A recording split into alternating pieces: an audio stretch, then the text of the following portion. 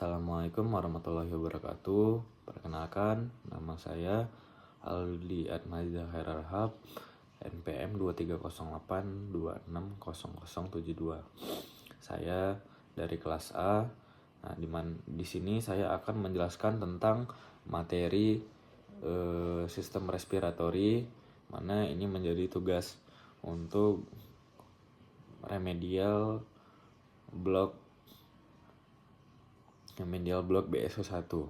Nah, izin yang pertama saya akan menjelaskan di sini terdapat mind map saya yang berjudul sistem respirasi, di mana terdapat sistem respirasi upper, kemudian juga terdapat saraf volunteer dan involunteer, kemudian juga terdapat mekanisme pernapasan, di mana yaitu terbagi menjadi inspirasi, yang dimana itu menjadi proses aktif, dan kemudian juga ekspirasi, dimana itu menjadi proses pasif. Nah, untuk pertama-tama saya akan menjelaskan tentang anatominya terlebih dahulu. Nah, untuk anatomi yang pertama, pada bagian nasal atau suborgannya terdapat radix nasi, dorsum nasi, alai nasi, nares, vestibulum nasi, congca nasi, meatus nasi, congca, septum nasi. Nah, pada bagian faring terdapat nasofaring, orofaring, laryngofaring. Kemudian terdapat juga cartilago thyroidea, cartilago cricoidea, cartilago arytenoid, cartilago corniculata, cartilago anfrom, epiglottis, plica vocalis. Kemudian pada bagian trakea terdapat cartilago trachealis, musculus trachealis, kemudian bifurcatio trachealis. Nah, kemudian pada bronkus dia terdapat dua bagian, di mana dia itu terbagi menjadi dua, yaitu bronkus dextra dan juga bronkus sinistra. Nah, subbagiannya itu yaitu bronkus primer, bronkus sekunder, dan juga bronkus tersier. Nah, kemudian terdapat bronchiolus, di mana bagiannya ini terbagi menjadi dua. Yang pertama itu adalah bronchiolus dextra dan sinistra. Nah, subbagiannya itu terdapat bronchiolus terminalis dan bronchiolus respiratorius. Nah, kemudian terdapat juga ductus alveolaris, saccus alveolaris, dan alveolus. Nah, pada bagian pulmones yaitu terdapat subbagiannya, yaitu pulmodextra. Dia memiliki 3 lobus, superior, medial, inferior. Kemudian juga 2 visura, diagonalis dan horizontalis. Kemudian juga pulmone sinistra, 2 lobus, superior, inferior, 1 trisura, 1 visura, diagonalis.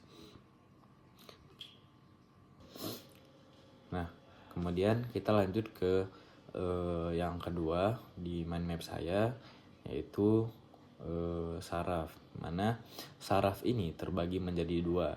Nah, dia itu mengatur pernapasan. Ada sistem volunteer, di mana dia itu terletak di korteks cerebrum dan impuls dikirimkan ke neuron motorik otot pernapasan melalui traktus kortikospinal.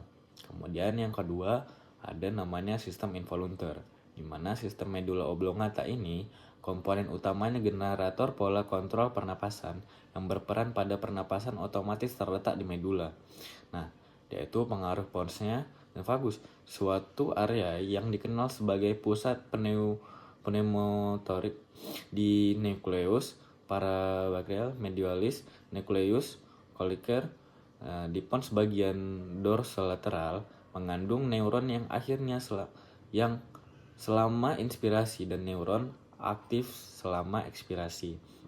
Nah, reseptornya terbagi menjadi 3, yang mana itu ada kemoreseptor, di mana kemoreseptor ini reseptor yang berespons terhadap perubahan tekanan parsial oksigen dan karbon dioksida di dalam darah dan cairan cerebrospinal.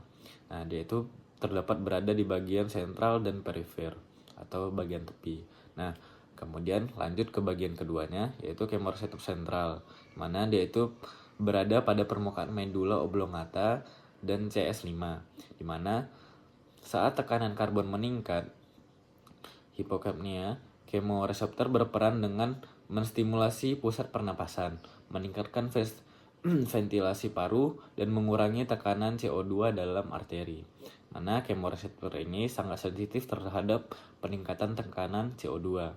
Kemudian kemoreseptor peripheral berada di arkus atau lengkung aorta dan badan karotis, di mana kemoreseptor ini lebih sensitif terhadap peningkatan minimal tekanan arterial karbon dioksida daripada peningkatan minimal tekanan arterial oksigen. Nah, untuk yang terakhir ada mekanisme pernafasan, di mana mekanisme pernafasan ini terdapat menjadi 3 tekanan. Nah, tekanan yang pertama adalah tekanan atmosfer, di mana dia itu terpengaruh oleh atmosfer. Nah, kemudian ada tekanan intraalveolus dan juga tekanan intrapleura, di mana perubahan yang terjadi selama satu siklus pernafasan. Nah, mekanisme pernapasan ini terbagi menjadi 2, yaitu inspirasi dan ekspirasi. Nah, di mana proses aktif kontraksi otot inspirasi akan meningkatkan volume intratoraks. Tekanan intrapleura di bagian basal paru akan turun dari nilai normal. Kemudian ada juga ekspirasi, di mana merupakan proses pasif karena tidak memerlukan kontraksi otot untuk menurunkan volume intratoraks. Namun, pada awal ekspirasi terdapat kontraksi ringan otot inspirasi. Kontraksi ini berfungsi sebagai pereda daya recoil paru dan memperlambat ekspirasi. Oke, cukup sekian untuk presentasi saya ini.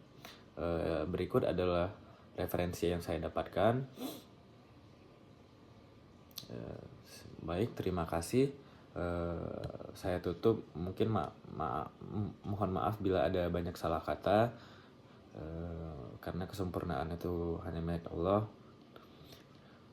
Mohon maaf bila ada salah kata. Saya pamit undur diri. Terima kasih. Assalamualaikum warahmatullahi wabarakatuh.